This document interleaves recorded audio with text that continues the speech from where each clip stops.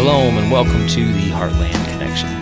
This is Zach Waller, the Executive Director of Yovel, your host, coming to you guys straight from the Heartland of Israel. So the summer trip starts up here in just a couple weeks, and harvest is just around the corner. Lots going on here in the land of Israel as we prepare, and we're just really excited about this harvest season. The vineyards are looking amazing, and clusters are forming. The grapes are starting to take shape, so we are super excited. If you haven't got your application in, go to the website, check it out. We'd love to have you here for this coming harvest season.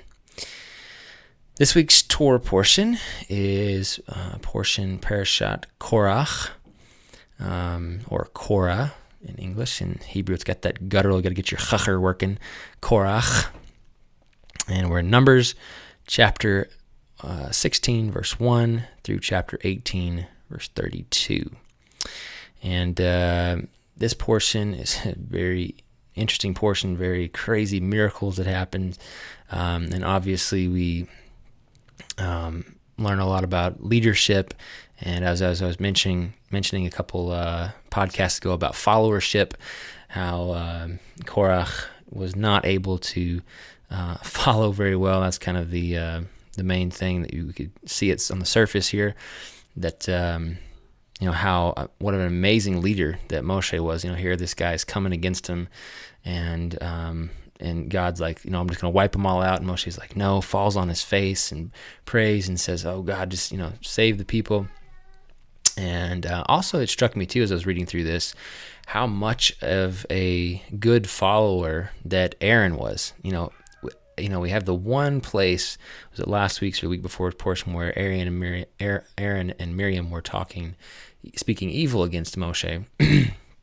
But it didn't really seem like, Aaron was trying to take Moshe's position. But I was just thinking, here Aaron is Moshe's older brother, and Aaron had some really key roles coming out of Egypt, being Moshe's mouthpiece, basically. And then being the high priest, that's a huge, huge role. You would think that there may be some place of, jealousy, or, place where if anybody was going to, try to take somebody's position or ask why he didn't have that position, Aaron could be that person, but we don't see that. And it just shows how much of a peacemaker Aaron was, and how much he was willing to fulfill his leadership position and his followership position in following Moshe and allowing Moshe to call the shots and to make the judgments and to hear from God and tell the people what he was hearing. I've got a lot more on these subjects of leadership and followership. If you look up the podcast, one's called Who Answers Your Questions, and the other one's called Followership. So if you look those two up, I talk a lot more about leadership and followership and these questions and ideas. But I won't beat that horse anymore, as we say down south. The one thing I want to kind of jump into here and talk about is Aaron's rod, right? We have this story of the leadership being challenged, like we talked about, Korach, Datan, Aviram. They're coming against Moshe. They've roused the assembly of Israel. And then all of a sudden we have this crazy miracle, the earth opening up, swallowing these rebels, and then the guys with the fire pans, are getting wiped out in this fire, and there's like some pretty serious miraculous things going on here. But it's interesting that even though we have these miraculous things going on, these aren't normal. Ground opening up, swallowing people, this is not normal. Even though we have this miraculous nature of what's going on, the people still determined that Moshe had done it all, right? Right after he's like, Moshe, you've killed God's people. You caused this earth to open up and the people to be swallowed and the fire to go out. And you're just reading it going, wow, how in the world did these people, be so unable to understand what was really going on here? This was a miracle they just experienced, a punishment to these people. Serious punishment, miraculous, supernatural punishment that just happened to these people, and we're still yelling at Moses saying, oh, you're bad, you've killed people, why have you done this? It's kind of hard to understand really exactly what's going on here. So right after that, we have the story of Aaron's rod, and it's almost like God's like, okay, so what do we need here? They're obviously not responding to this, harsh punishment, and they're blaming Moses for it. And so as I was thinking of this, I was thinking about how these people really needed God to give them some sort of positive reinforcement or positive thing here. If Moses was doing all this, and if he was a crook and hated the people of Israel so much that he just wanted to kill them all, and that's why he's making the ground open up and causing this fire to go out, then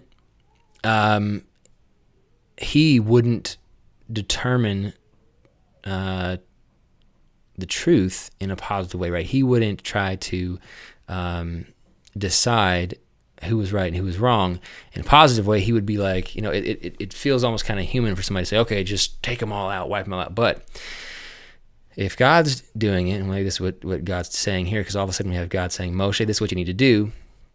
Instead of saying, hey guys, go grab your fire pans and come out here and offer your incense and then get blasted if you're not the chosen one, then you get consumed in this fire.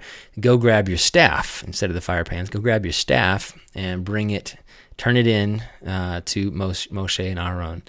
And let's see what happens here. And then we have this very positive thing happen. Instead of people getting killed, we have this Aaron staff blossoming and blooming and bearing almonds. And through that, all of Israel's like, okay, that's it. Yep, for sure. Aaron is the one. And again, you're reading this going, okay, guys, let's see. One hand, the Aaron buds forth and has almonds. The other hand, the ground opens up and swallows people. Which one seems the most supernatural, the most godly, the most circumstance that needs God involved to make it happen?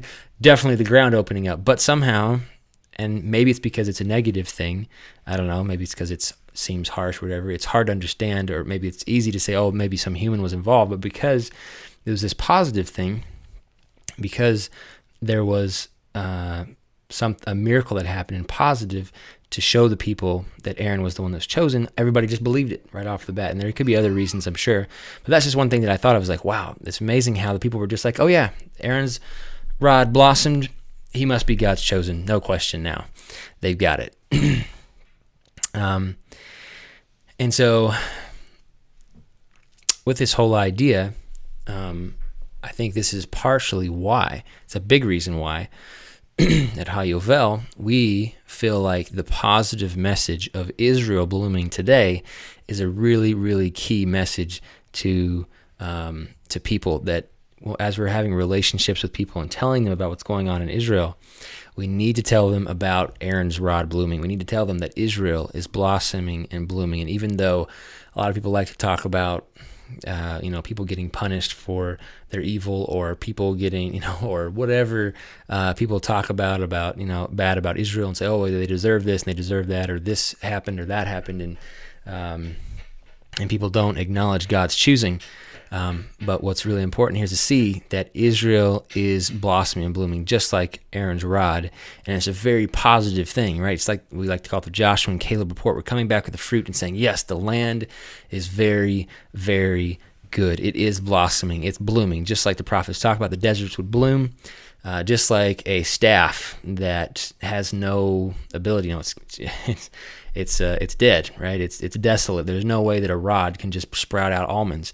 The land of Israel was dead, desolate. There was no way. The soil just doesn't change. Rain cycles don't just start. These miracles don't just happen all of a sudden, but they did. Some kind of supernatural thing has happened where Aaron's rod, the land of Israel, has bloomed. And so that's my message to you today, is recognize that Israel, just like Aaron, has been chosen for a specific role. The rod is blooming. The land of Israel is coming back to life. And it's important for us to recognize that God has a specific plan, a specific role for the Jewish people, and that they are fulfilling that in today's time, that the people of Israel have returned from the four corners of the world. They're still returning, and the land of Israel is responding to them. And I love to share the statistic because it just blows me away every time I say it. There were no vineyards here 30 years ago. Last year, just our volunteers harvested more than 450 tons of grapes. Guys, something is happening. The rod is blooming. The Jewish people are here in their land, and big things are happening. And we need to recognize this. We need to see and recognize and share with the world that the Jewish people are God's chosen people for a specific role, just like Aaron was God's chosen for a specific role. So the next thing I'd like to talk a little bit about is the Levites, right? Because we get in over here into chapter 18, and it goes into the Levites, right? There's this whole squabble about who's Levite, who's high priest, who works in the priesthood, who this the whole thing with the Korah deal was about. And so God reiterates everything. Okay, this is the way this needs to work. Bring some more definition to this. Create the job description for the Levites. Here's how it goes.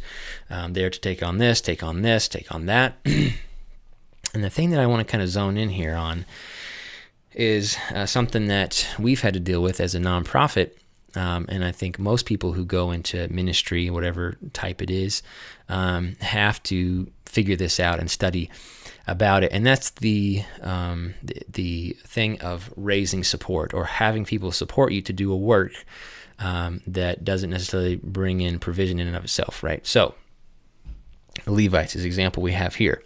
They are ministering to God in the tabernacle. They're breaking down the tabernacle, moving the tabernacle. They are ministering to the people once they get into the land of Israel, especially. Right? They had Levites sprinkled all throughout the tribes who were teaching them the Torah, teaching them the instructions that God had given, explaining those things to them, and they are doing that full time. Right? They're studying, teaching, and the people of Israel are working the land. Right? They're growing crops, herds. They're builders, all these different things, and those people are tithing their produce, their animals, their money, the funds that are coming in to the Levites in order to keep the Levites running and doing their job and teaching them the Bible in return, right?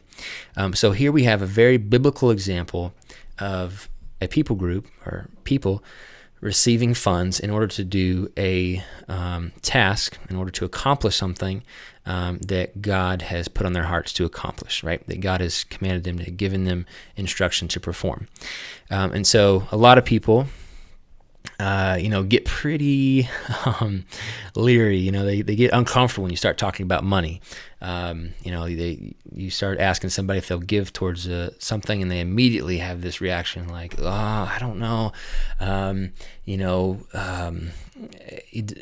they have all these doubts in the back of their mind of what are they really going to use this money for? Is it really going to go towards the work, or is it going to go towards their nice house or their nice car, or their, going out to eat every day, or, I guess all these questions start flooding through their minds. I don't really trust anybody with my money. If you want money, you need to go work hard and make it.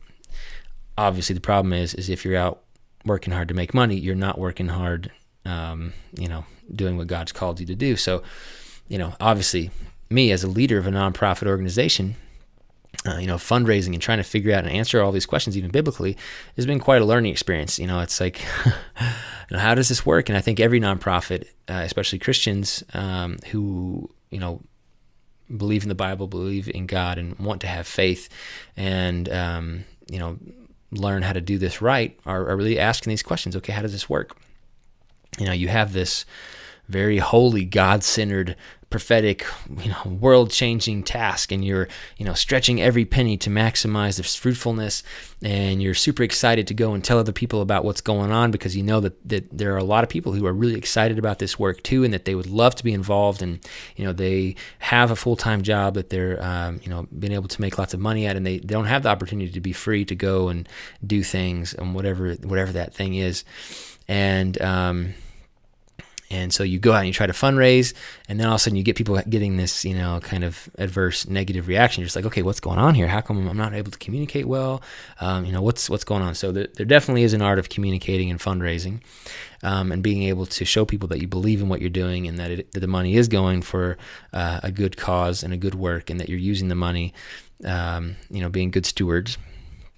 But it's really kind of crazy, the different comments, and for all of you guys who are wanting to be, you feel like God's called you to do something specific like this, don't grow weary in well doing, right? Don't get tired of going and making ask. We've had people tell us, we work for a living, or whenever y'all get back from your vacation in Israel, then come and do this, that, and we're just like, you don't get it. Like, we work our tails off every single day and work overtime and long hours, and we don't get a very, huge, salary out of this thing. We're doing this because we believe in what we're doing, not because we're trying to, get rich or anything like that.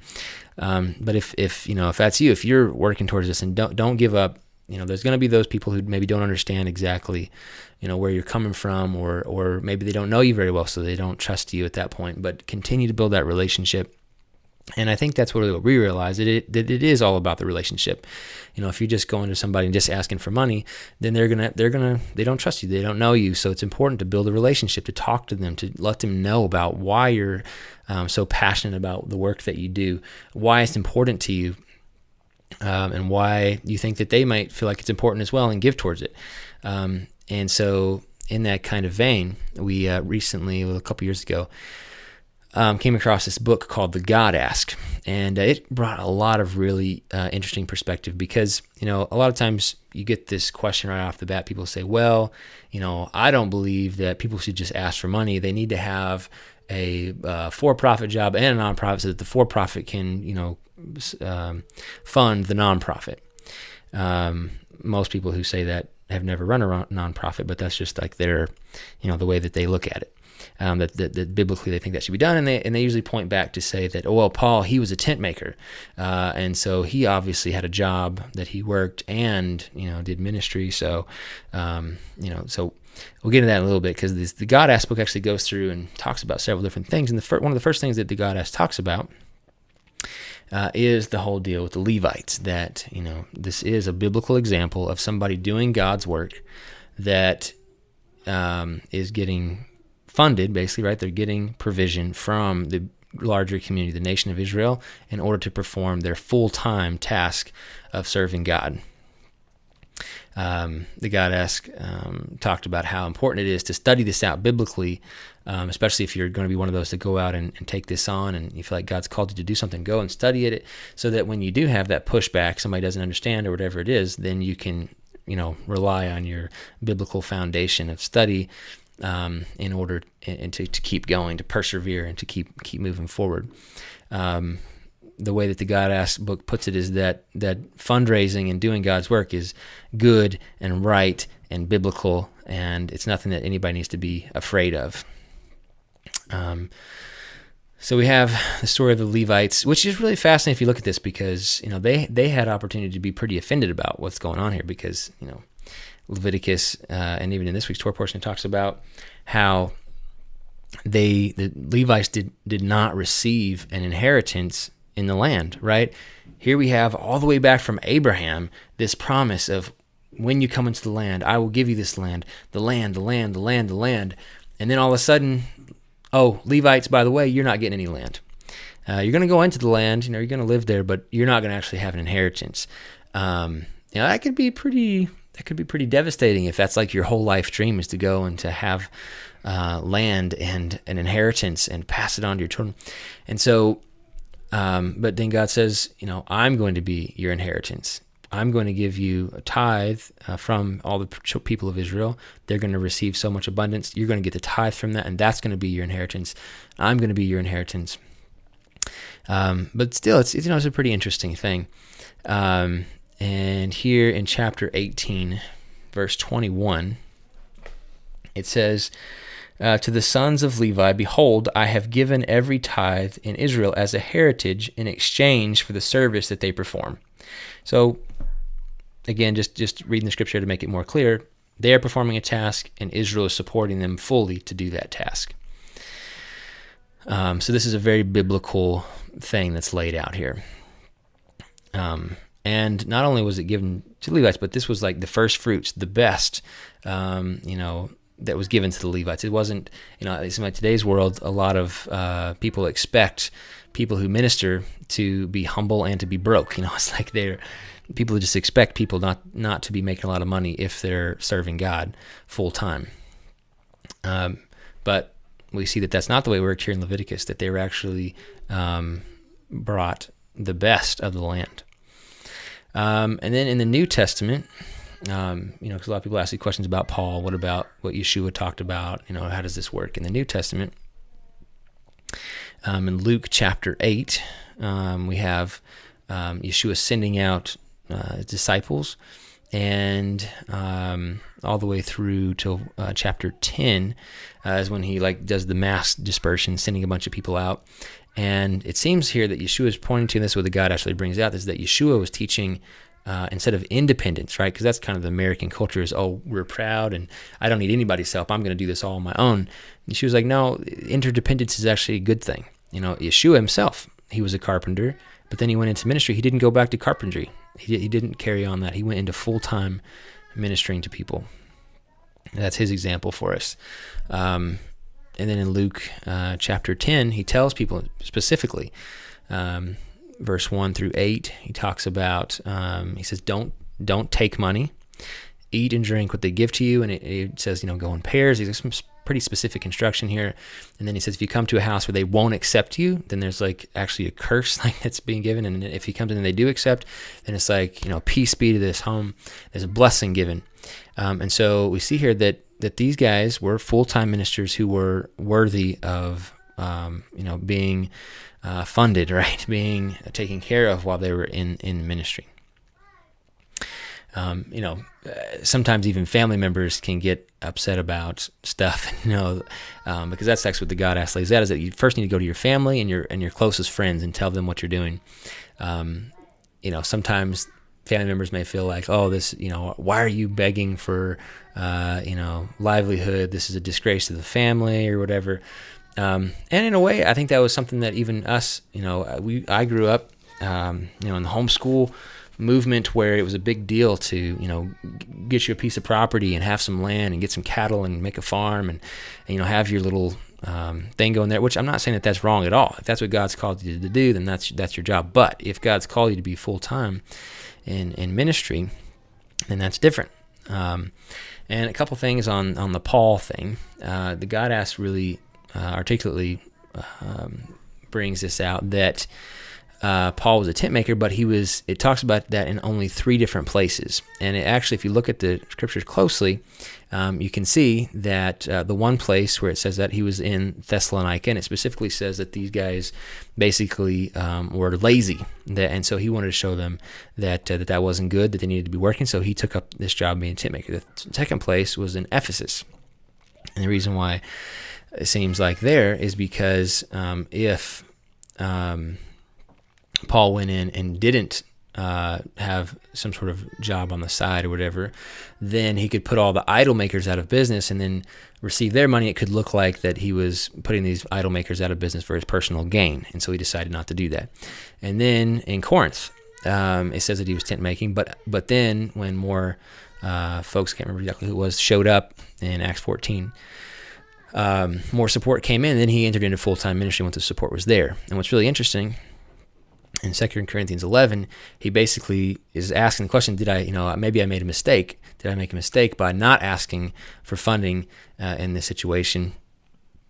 And then we go on, 1 Corinthians 9, verse 14, basically saying that support is needed and that these guys are worthy of being supported. Now, a lot of people see Romans as a support letter going out to people in order to get support, and we have Paul bringing back gifts into Jerusalem. There's a lot of different areas here of Paul getting support and using that for himself and bringing it back to Jerusalem. Let's see, there's quite a few more scriptures here. We're running out of time, but the basic thing is that what the God asks is you need to build a monthly support team that you can interact with and raise money from, prayer support, and then that will make you effective in what God's called you to do. Thank you guys so much for listening, and Shabbat Shalom from the beautiful, exceedingly good land of Israel. Restoration.